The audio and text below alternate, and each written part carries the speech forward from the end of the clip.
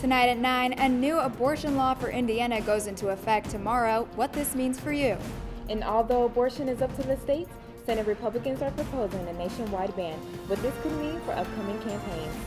A Muncie local business has moved to a new location, how they're welcoming customers back to the store. And find out how one Muncie organization is working to help people in need.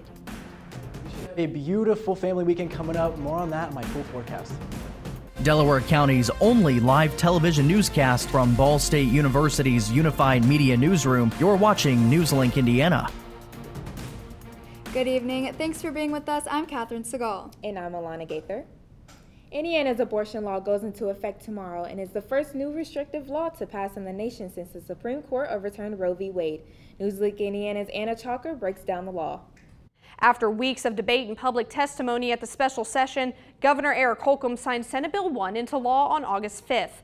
Now, the current law allows abortions up to 20 weeks post-fertilization, but starting tomorrow, that all changes. The new law states that abortions will only be allowed in cases of rape or incest before 10 weeks post-fertilization to protect the life and physical health of the mother, or if there are any fetal anomalies. Now, clinics that perform abortions will lose their licenses for that service tomorrow, and abortions can only be done in hospitals or medical facilities. So clinics like Planned Parenthood will not be able to offer abortion services, but will remain open to offer other health care services like birth control, emergency contraceptions, or wellness visits. Also new, doctors who violate the law risk the loss of their license. So make sure to tune in to NewsLink Indiana tomorrow night at 9 for a special report of this law taking effect. An Indiana judge won't hear arguments until next week on a lawsuit seeking to block that new law. The special judge issued an order Monday setting a court hearing for September 19th, 4 days after the ban's effective date.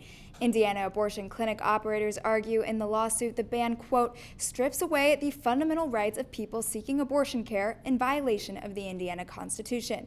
The ACLU of Indiana asked the judge to block the law before tomorrow, arguing it will, quote, have a devastating and irreparable impact on the clinics and their patients.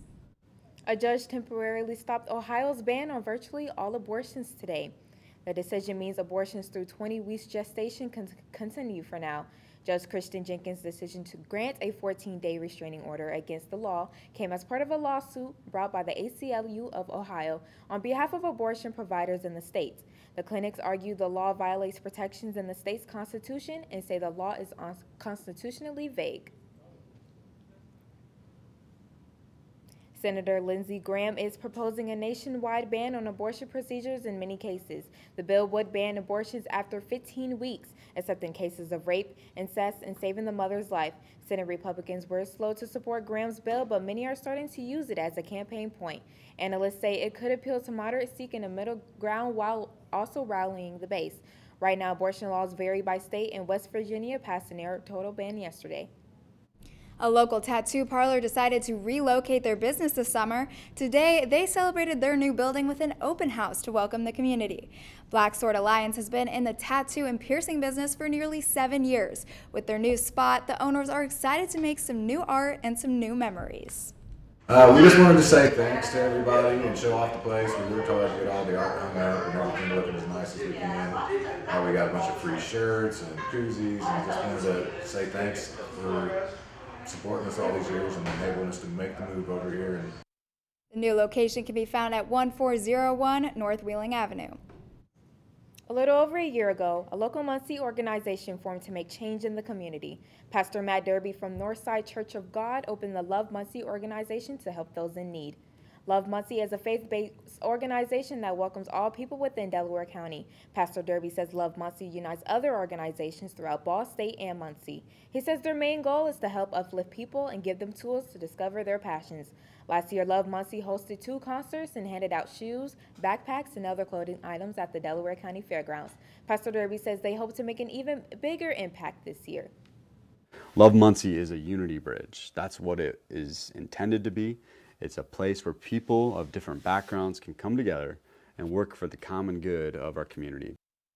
And the weather has been getting chillier, but I am so into that. I love fall. How do you feel? I don't have too many long sleeve shirts right now, so it's not going well for me. So maybe need to do some fall shopping. Dimitri, are we going to keep seeing that cold weather? Fortunately, no. We are going to have another heat up coming up, but right now temperatures are pretty fair with 67 degrees here, calm winds. But as I said, temperatures are going up. So tonight we are 1 degree warmer in Muncie, but 6 degrees warmer here in Indianapolis, and that is going to continue over the next few days.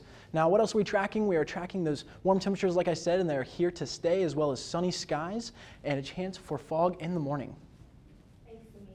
The U.S. is setting up a fund that can transfer $3.5 billion to Afghanistan. Today, the White House announced the U.S. and Switzerland are in the process of creating the fund, Frozen Afghan Money. About $7 billion were frozen after the Afghan government collapsed last year with the Taliban took control. Earlier this year, President Joe Biden signed an executive order to let those assets be distributed inside the country. The new fund could put billions of dollars to the country to support economic stability. $900 million on electric vehicle charging stations. President Biden announced this investment in his speech at the Detroit Auto Show today. The $900 million is a part of a new bipartisan infrastructure law. This will help to build EV charging stations across 53,000 miles of the highway system. The White House says the investment will create more jobs, help with climate change, and make the U.S. in the position to lead the future of electric vehicles. Others are switching to new clean technologies. Look at Brayton Point. Today, Brayton is one of the frontiers, on the frontier of clean energy in America. On this site, Supply chains are still recovering from the COVID-19 pandemic, but the threat of a national railroad strike could set back months of progress. About 60,000 railroad workers are set to go on strike after midnight on Friday if their union reps can't come to an agreement on a new contract with rail companies. This will be the first railroad strike in 30 years. Several rail companies are preemptively shutting down service on everything from grains and soil to hazardous materials. About 30% of Americans' freight moves by rail, so these strikes could cost the U.S. millions of dollars. The defense team in the trial of the Parkland school shooter abruptly rested the case today. The team was expected to call 80 witnesses, but only called 26. This left the prosecution unprepared for a rebuttal. The judge called the defense team's position a, quote, waste of everybody's time. This is the most uncalled for, unprofessional way to try a case. You all knew about this, and even if you didn't make your decision until this morning, to have 22 people plus all of this staff and every attorney march into court, be waiting as if it's some kind of game. The rebuttal by prosecutors will begin September 27th. Cruz pleaded guilty last October to 17 counts, each of both murder and attempted murder, in the 2018 shooting at Marjory Stoneman Douglas High School. A jury is now debating his sentence. Singer R. Kelly was convicted of multiple child pornography charges at a Chicago trial today. Kelly was convicted on 3 out of 4 child pornography counts and clear charges that he conspired to obstruct justice at his 2008 trial. He was also found guilty on 3 out of 5 counts of enticement of a minor to engage in criminal sexual activity. Jurors deliberated for about 10 hours after listening to 3 weeks' worth of testimony, including from one woman who testified honestly that Kelly sexually abused her. The woman was one of 5 minors who prosecutors alleged Kelly sexually abused in the late 1990s. After the break, how climate change and extreme weather are causing an increase in power outages across the country. And we have updates on Queen Elizabeth II's funeral proceedings at Westminster Hall next.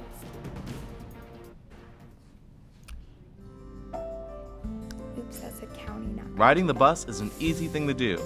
Last year, we carried 60,000 riders from the Ball State area. 50,000 of those were students.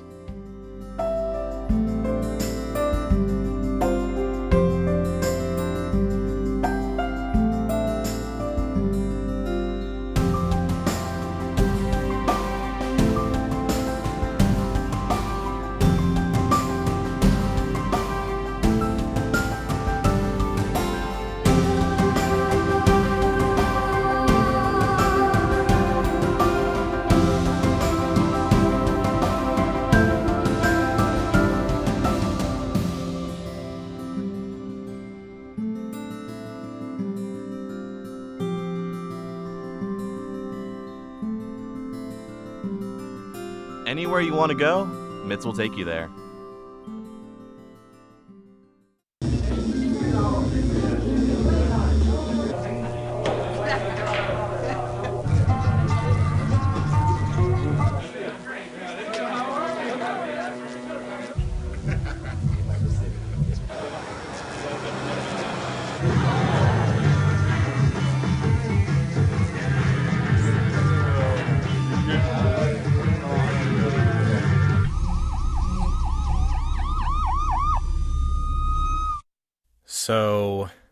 I just moved in with his family, and it's embarrassing.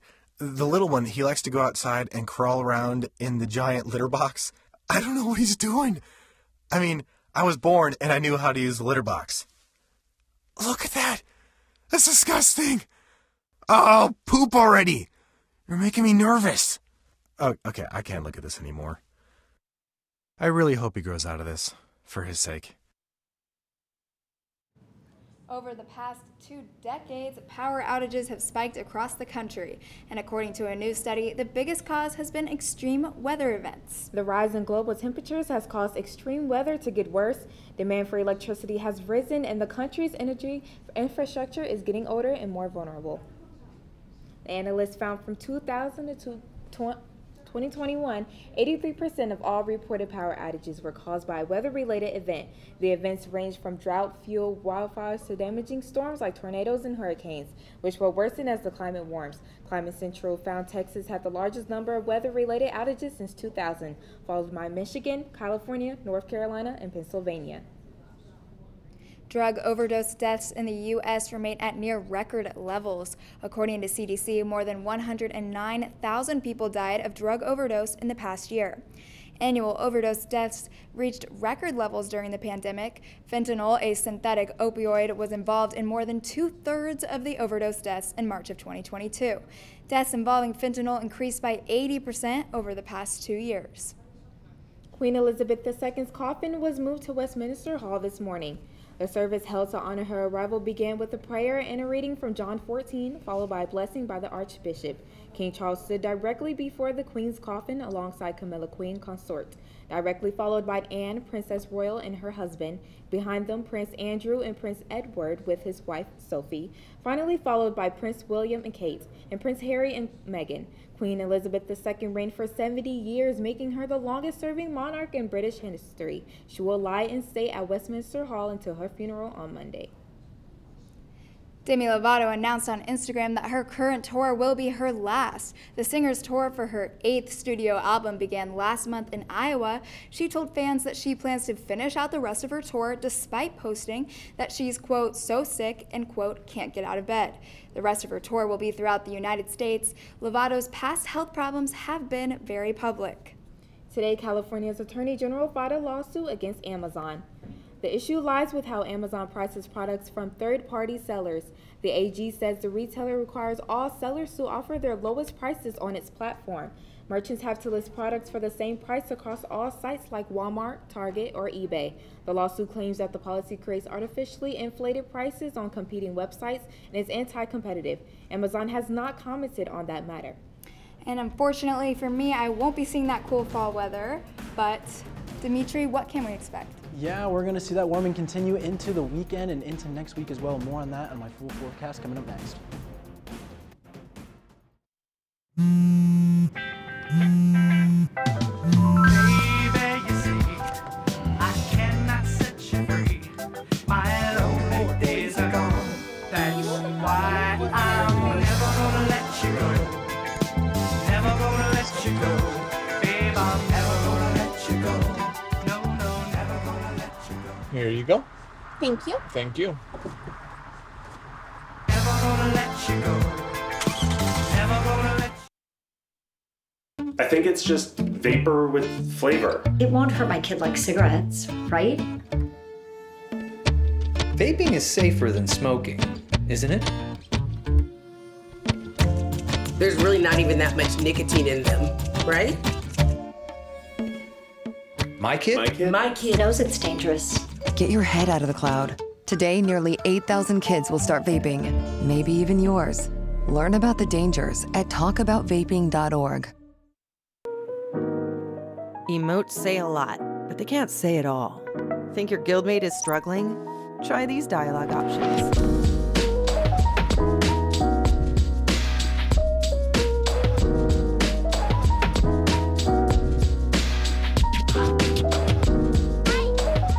Go beyond emotes.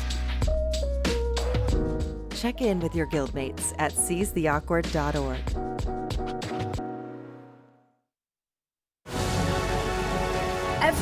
Every day, millions of people are connecting. And even though we're overcoming obstacles, watching each other's backs, and banding together, we should still make an effort. we should still make an effort To get to know each other. On a deeper level. Father. Cosplayer. Mentor. Actor. It's time we take a step forward. It's time we take a step forward. Come together. And discover how accepting our differences can make us stronger.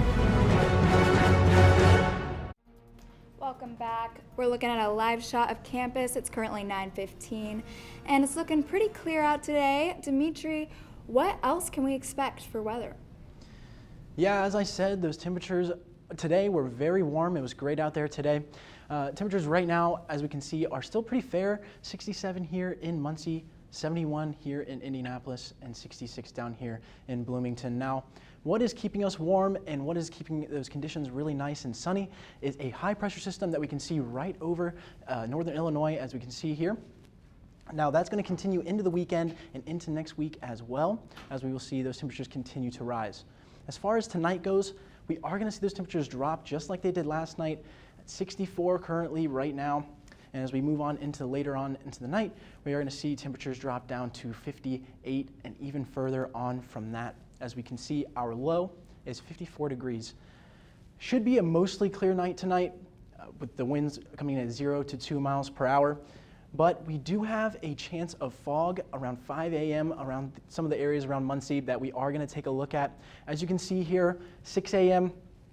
we see Anderson and Marion having a little bit of struggle, not too bad visibility, but as we go on into the rest of the day, we see Anderson drop down to 2 miles of visibility and Marion down to 0.4 miles of visibility. So if you are coming from those areas tomorrow morning, make sure that you drive safe, give yourself plenty of time to drive on campus, and don't go too fast because you won't be able to see very far ahead of you. Now, as we get into tomorrow, 8 a.m., those fog is not going to be a problem here in Muncie. As we can see, slightly cloudy with 55 degrees, and it's going to warm up pretty quickly. As we can see at 12 p.m., 74 degrees here in Muncie, with those winds picking up a little bit and staying around 5 miles per hour until we reach our high of 82 degrees here at 5 p.m. Now, I know we're all excited for is family weekend this weekend.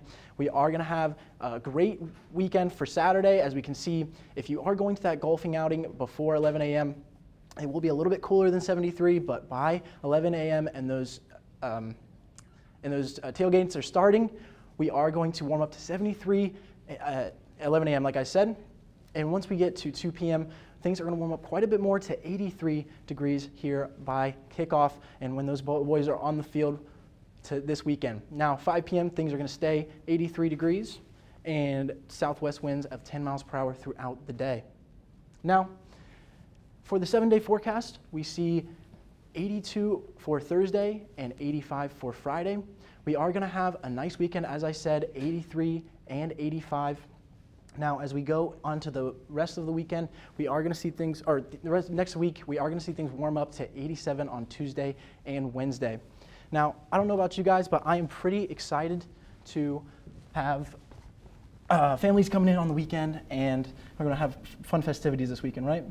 Yes, I'm so excited, and honestly, I am happy about that 83 degrees. That's pretty warm.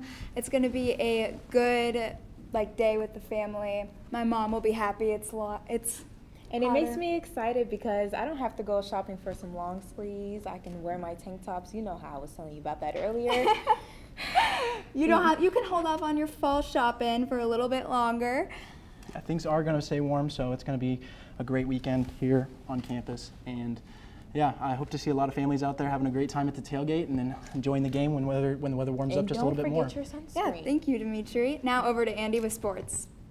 Thanks, guys. One Ball State program looking to keep their streak alive, and another looking to announce a new game with one of the nation's top teams. Find out who next in sports. Here's your sandwich, miss. Oh, thank you. And your burger. Awesome, thank you. And your bowl of boiling water, sir.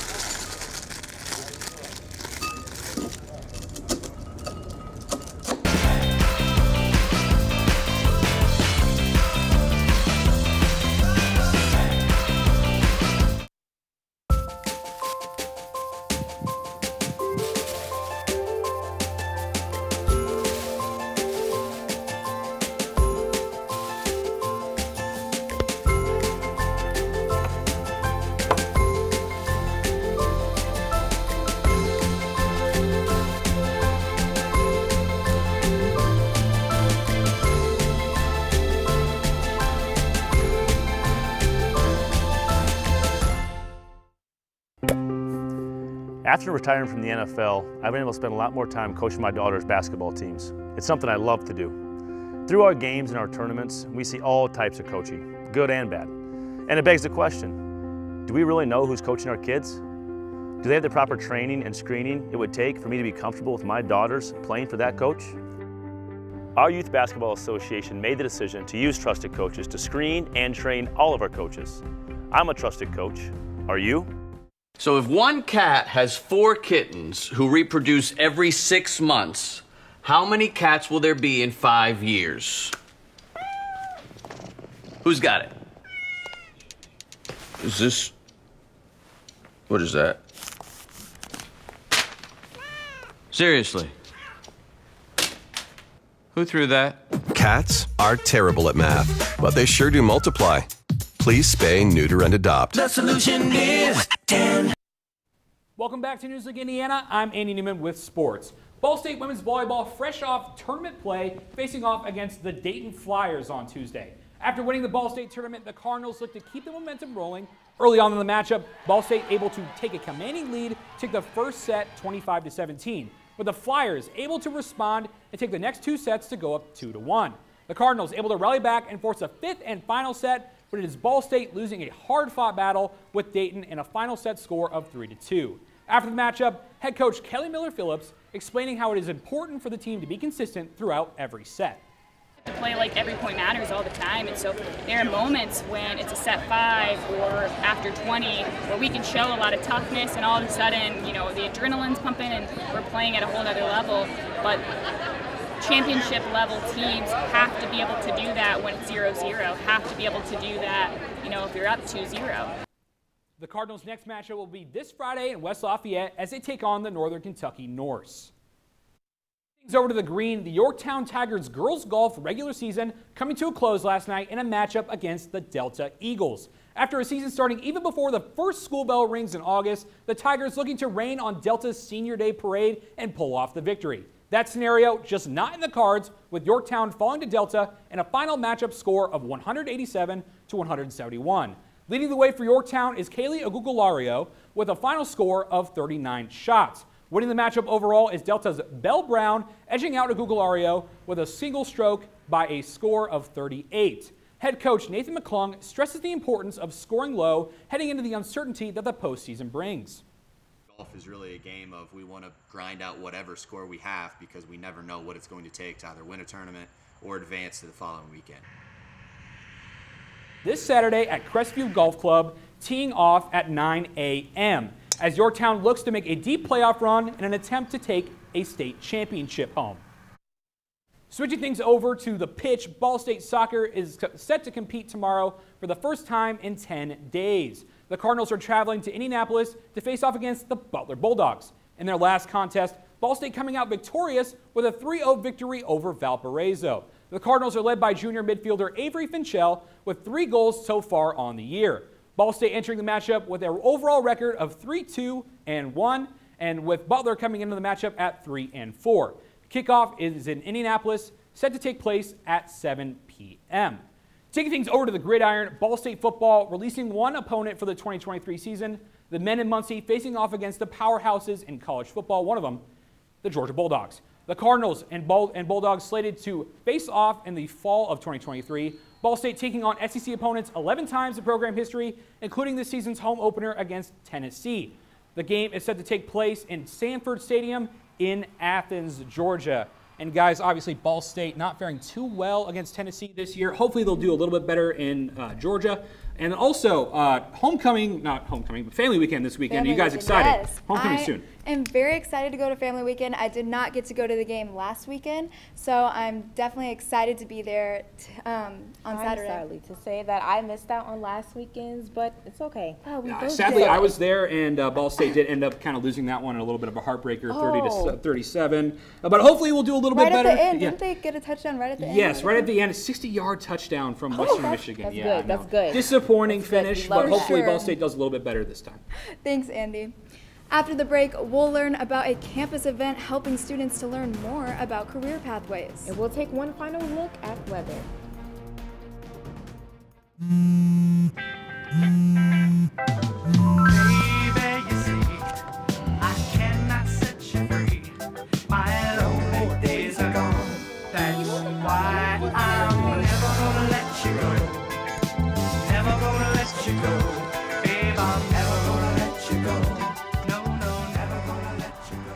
go. Thank you. Thank you. Never gonna let you go. Never gonna let